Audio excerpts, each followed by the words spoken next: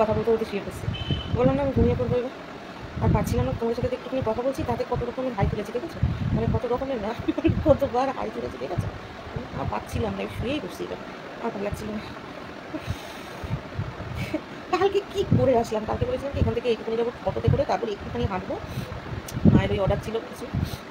কী জানি নিয়ে এসেছি, আমি নিজে দাম এনেছি। কিন্তু বলেছি যাওয়ার সময় আমি কিচ্ছু করবো না, মানে কিছু এসব হবে না, যেহেতু বাড়িতে খাওয়া দাওয়া আছে, কারণ ওগুলো কিনে আনলে তো আমি খাবো না কিছু। মাকে বলেছি, মা বলছে ঠিক আছে, বাড়ির সামনে থেকে অটো ধরে যাবো, তারপর ওইটুকুনি হেঁটে একটু টুটিটা আনবো, একটুখানি রুটি তো একটুখানি, ওখানে আসলে একটা পুজো আছে, বুঝেছো তো? ভাবলাম যে ওখানে গিয়ে পুজোটা দেখে আসবে, যেটার মধ্যে অনেক লাইন পড়েছিল। তো একটুখানি কালী মন্দিরে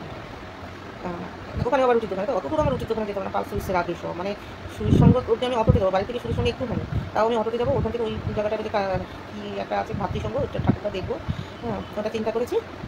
কারণ সেদিকে লাইন করেছিল। তারপরে ওখান থেকে আবার ব্যাক করবো, সুইসের সঙ্গে একটুখানি দরকার হলো ওইদিকে, যেহেতু লাস্ট দিন একটুখানি একটু চা খাবো, ওখানে চা খাবো, ওই লাইটিংয়ের ছবি টবি তুলে সুইর সঙ্গে তো চায়ের দোকান আছে, সুইর সঙ্গে লাস্ট লাইটিংটা বা ফার্স্ট লাইটিং বলো, যেটাই বলো, এদিক দিয়ে আর ওদিক দিয়ে। তো ওখান থেকে অটো আসে, সেই মানুষটা বেরিয়ে হেঁটে হেঁটে ঘন্টন, এখানে বাড়ি থেকে ঘন্টন করে বেরিয়ে চলে গেছি, বেরিয়ে হেঁটে হেঁটে 11 নম্বর বাসে করে চলে গেলাম। চলে গিয়ে পুরীর সঙ্গে গেলাম, তাও ধরলাম না কিছু, ওখান থেকেও রুটি নিয়ে নিই। ওখান থেকে গিয়ে দেখি বিশাল লাইন, তাও যদি আমি লাইনে দাঁড়িয়ে থাকতাম হয়তো দ্বিতীয়বার আমি পেয়ে যেতাম চান্স, সেইটুকুনি আমি লাইনে দাঁড়াই না, আমার ধৈর্য নেই বলে আমি ব্যক্ত করবো, কারণ আমাকে তো এতটা আসতে হবে। আমি সোজা চলে যাচ্ছি বিদ্যা মন্দিরের দিকে, আমার এইটুকুনি বোধ নেই যে না পাবো একটা কী জানি টোটো, না পাবো একটা ভ্যান, কারণ ঢুকতে দিচ্ছে না, তো কোনো দিক দিয়ে আসতে দেবে না, তাহলে কোন দিকটায় যাবো? এইগুলো বলদের ঘেরা, রুটি নিয়েছি সেই অন্য জায়গা থেকে, বুঝেছে তো? সেখানে রুটিই হচ্ছে, হ্যাঁ। তা আবার রুটিগুলো এখন রাতের দিকে হয়, যেহেতু অনুষ্ঠান আজকে থেকে বোধ হয়, আবার দুপুরের দিকে, রাজার তারিখটা সন্ধ্যা দিকে হবে, হ্যাঁ। আর যেহেতু মানুষের জগদ্ধাত্রী পুজো শেষের দিকে বাড়ি ফেরার সময় নেবে, যার জন্য সন্ধ্যার দিকে অতটা হয় না। চাটা চাকে দিকে আমি রুটি নিলাম, কারণ ওই যে রুটি করবার সময় যে অগ্নি পূজা করে, এগুলি করবে তো, দোকান খুলে রান্নার দোকানে যে অগ্নি পূজা হয় সবগুলি করে তো। তারপরে যাই হোক করে টোরে এমন কাজ করে আমি সেখান থেকে হাঁটতে হাঁটতে বসার জায়গায় খুঁজতে খুঁজতে চলে যেতে পারতাম বাড়ির, যেখানে চা খাচ্ছি সেখানেই না হয় কিছুক্ষণ বসতাম, রুটিটা একটু পরে নিয়ে আমি নাট মন্দিরেই বসতাম কাছে, একটু নাকে ডবল মতো বসার জায়গা কোথায় আছে, মেঝেটাতে বসে থাকলেও তো যেখানে সিঁড়ি কত শুদ্ধ, তা না করে আমি চলে গেছি হাঁটতে হাঁটতে, মানে শরীরে চইন কাটে, কত বড় এনার্জি হারামি আমার, মানে কাজ করতে গেলে এদিকে মানুষের একটা কথা শুনতে গেলে আমার ব্রহ্মতারও গরম হয়ে যায়, মানে এদিক, মানে কেউ যদি কিছু কথা বলবে, আয়তোর সাথে একটু কথা বা এটা নিয়ে একটু আলোচনা করো, মটকা আমার গরম হয়ে যায়, বৈশা কথা বলতে আমার মটকা গরম হয়ে যায়, হেঁটে হেঁটে তরকারি সাংসারি কেনা দেন, আরে থাকে তো মানুষের সাথে কত রকম অফিসিয়াল কথা, মাথা গরম হোক, এই আমার কিন্তু হাট আমার সে কোথায়, এদিকে শরীর খারাপ, তার আগে দিন না বললাম যে কী খারাপ ছিল, এই নিয়ে কী বলবো, লজ্জাও করে তোমাদের একটু বলতে হবে। আবার বিদ্যা মন্দিরটা গেছি, তো দেখছি একটু লাইন লাইন, মানে ঢুকতে পেরেছিলাম না, ভেতরে ঢুকবো না, সবচেয়ে বড় কথা ভীষণ সাউন্ড হচ্ছিল, চলে আওয়াজ হচ্ছিল, পাচ্ছিলাম। আর তার চেয়ে বড় কথা একটু বসার জায়গা খুঁজছিলাম, তো যেখানে যে সরকারিতে বসার জায়গাগুলো না ঘাস হয়ে রয়েছে, ঘাস হওয়ার কথা না, এবারে বৃষ্টিটা একটু বেশি হয়েছে তো, এর জন্য ঘাস হয়ে রয়েছে, যার জন্য ঢুকি না ওখানটা। আর লোকেও যদি না বসে কী করে বসি বলো, তার পোকার মতো থাকতে পারে, কত কিছু, অনেকে বসে থাকে সেখানে বসে থাকে, ঠিক আছে, এটা আমি চিন্তা করছি। তো সেই না পেয়ে আবার কোথায় গেছি জানো, বিদ্যা মন্দিরে পর্যন্ত বসতে পারলাম না, এটা দিবাকে মানে যেটা ওখানে বসতে পারলাম না, আর ওখানে কোনো চেয়ারও পেলাম না, ওদের মণ্ডপের কাছাকাছি চেয়ার তো আসলে গেছিও আমাদের কী জানি না জগদ্ধাত্রী পুজো সারা রাত ধরে, তো ওইটা গিয়ে চেয়ারটা পাকবে অনুষ্ঠানে, সবই অনুষ্ঠানের ওই হচ্ছে। আমি গেছি গিয়ে আবার ব্যাক করেছি, ব্যাক করে হাঁটতে হাঁটতে সেই গেছি সেবা সমিতিতে, ধারণা করতে পারো সেই মেলা চক্কর দিতে, বড় ক্যাজরা মাল, আমি ক্যাজরা মানে পছন্দ করি, যেখানে আমার শরীর খারাপ আমি গেছি মেলা দেখতে গিয়ে, মানে মেলা মানে কি চলে গেছি সেবা সমিতি, আর এই সেবা সমিতিতে গেছি, ওখানে একটু দাঁড়িয়ে থাকি, বা ওখানেও যে বাসের ওইগুলি করছে, যদি পারি একটা বসার জায়গা পাই, ওখানে চেয়ার দেখেছি, চেয়ার তো একেবারে 3-4 সেট চেয়ার এখন উঁচু করে রাখা, পাবো তো, আসলাম যাবো না, মেলায় টানছে আমাদের, নিশি যেমন টানে মানে মেলায় টানছে, সেবার সেই মেলায় যেতে গেলে আবার রাস্তায় উঠেছি, ওরা ভেতর দিয়ে যেতে দেয় না, ভেতর দিয়ে ওদের নো এন্ট্রি 14 ভাবে, মানে একটা ঠাকুর দেখতে যাবে একরকমভাবে, মেলায় যাবে একরকমভাবে, কী যে করেছে, সে আবার রাস্তায় উঠছে, আবার রাস্তা ঘুরে মেলার দিক দিয়ে মাঠে নামছি, একই মাঠের মধ্যে নো এন্ট্রি করে রাখছে, এদিক থেকে ওদিক যাওয়া যাবে না, ওদিক থেকে এদিক যাওয়া যাবে, মানে গিয়ে রাস্তায় উঠে এক একটা জায়গায় গেট করেছে, সেদিক দিয়ে তোমাকে যেতে হবে, মেলার গেট আলাদা, ঠাকুরের গেট আলাদা, মানে মেলার গেট দিয়ে তুমি মাঠে ঢুকলেও তুমি ওখান থেকে ঠাকুরের গেটে আসতে পারো, তোমাকে আবার রাস্তায় উঠতে হবে। আবার মানে আমার এত চর্বি বেশি হয়েছে, আমি বলে না, মানে নিজেকেই নিজের গালাগালি দিতে ইচ্ছা করে, সে আমি কী করেছি, আবার রাস্তায় উঠেছি, এদিকে আমার একটা কেউ কিছু একটা কথা বললে আমার দাঁড়িয়ে কথা বলতে ইচ্ছা করে না, ধৈর্য নেয়, চুপ করে কত তাড়াতাড়ি বলতো, এত ভূমিকা দিস না তো, এত উপসংহার দিস না তো, মেইন থিমে আয় তো, আমার নাই, মানে ভালো লাগে না, কারোর কোনো কথা ভালো লাগে না। গেছি মেলা দেখতে, এই কেদা কুদার মধ্যে দিয়ে সেদিনেই দেখে নিয়েছি মেলার মধ্যে, এবার আমার নেওয়ার মতো কিছু নেই, এইসব পাপি চাট তো খাবো না,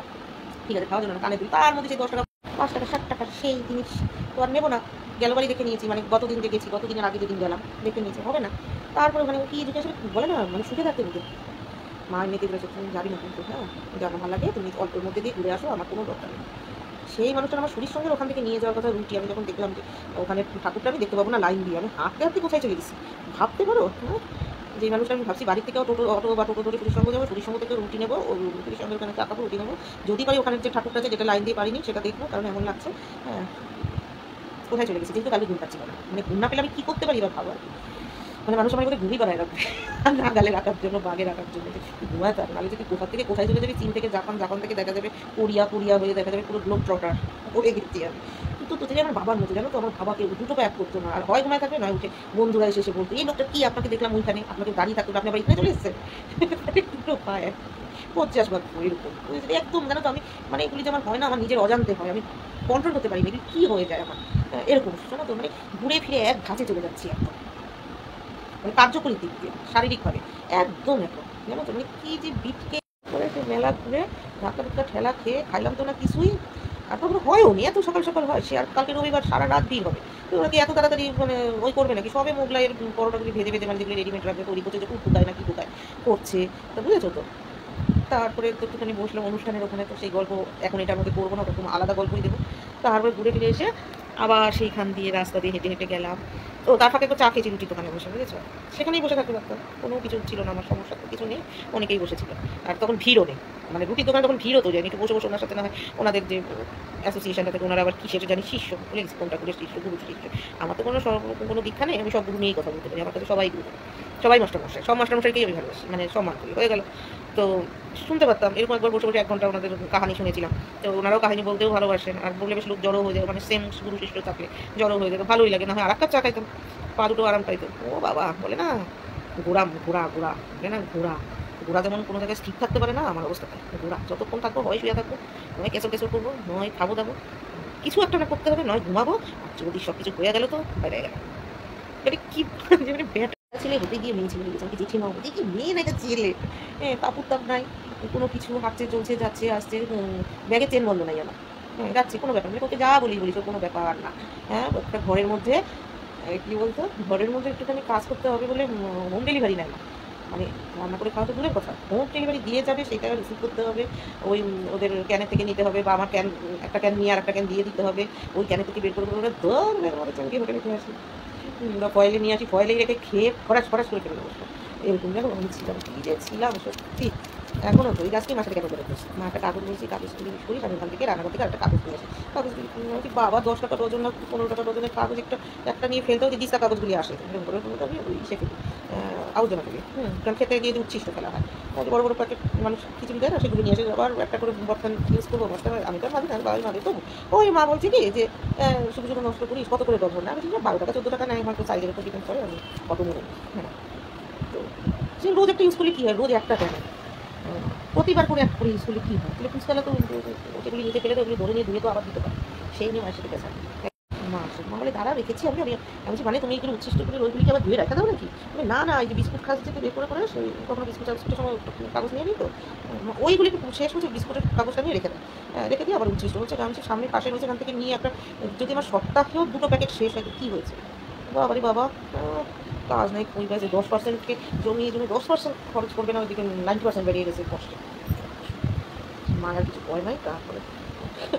এবার ভালো লাগে না আমার এইসব পাই যাচ্ছি, বিরক্ত লাগে, কুটির কাটুর কাজ আমি কোনো দিন পাই না, বিভিন্ন কুটির নাকি কাজ আমার কোনো দিন পাই না,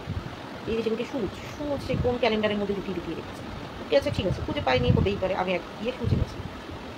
যদি 10 টাকায় অনেক সুচ, তার মধ্যে কোনটা সরু কোনটা মোটা, আমি জীবনে সূচি শিল্প পাই না, সূচের কাজ আমি কোনোদিন পাই, আমার সেলাই ধোপ করে হয়ে যাবে, আমি দেখি একটু বড়ো আর মানে শুধু ঢুকাতে পারবো কিনা, কোনটা গেম সেলাই শুরু দিয়ে হয়, কোনটা সোনামুখী শুরু সময় জীবনে বুঝিও না পারিও, বললে দেয় মাথাটা গরম হয়ে গেল, গাও গাও উঠে নিয়ে গেলে এই ব্যাটাছি এটার মতো দিচ্ছে, বাপটার মতো আরে বেশি বলতো বাপটার মতো ভাবি শিবলির মতো দিচ্ছে,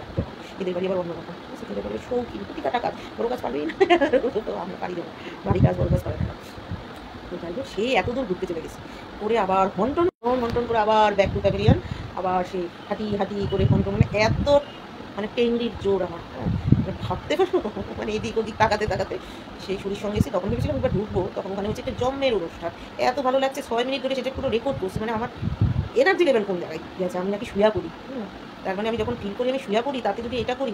যদি ফিল করি শুয়া না করবো, তাহলে কয়জনের ভেটির উপরে উঠে পড়বো, তাহলে খবর, হ্যাঁ আমি বলি আমি যে আমার থেকে সরে থাকতে সবাই ভালো লাগে না, আমার নিজেরই গাড়ির উপর দিয়ে হাঁটতে পারবো, কোনো ওই নাই সেই নাই, আমার কিন্তু কোনো বেঁচেই নাই, আমি বলে দিলাম।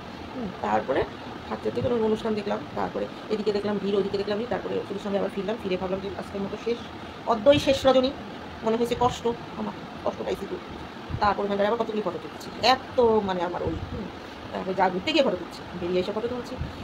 তারপরে দাঁড়ায় গেছি, হেঁটে হেঁটে ফির বাড়িতে। তার মনে করলে এইবার মাই গিয়ে খেঁচাইতে গেল,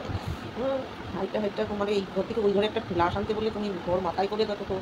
যদি বলি একটু শোনা এটা একটু করতে হবে না, হয়তো একটু কথার কথা বলছি যে এটা এরকম, বা শুকনা কাপড়গুলি নিয়ে আয়, বা হয়তো বলেই ফেলেছি যে শুকনা কাপড় নিয়ে আয়, ও সাথে ওইটা আনতে দিকে তাকায় বলিস এখনই জিনিস আনতে হবে কেন? এই ঘর থেকে গিয়ে শুধু তুই শুকনো কাপড়টুকুনি আনিস না, আর তুই এখানে হাঁটতে হাঁটতে আসলি, এই আর কি। আমার একটু গামছাটা দিয়ে এটা সে করে গামছাটা রেখে ভুলে গেছি, তুই একটুখানি দিয়ে আসবো। একটা দুবার বললো কেন, দুবার করে বললো কেন কাজ,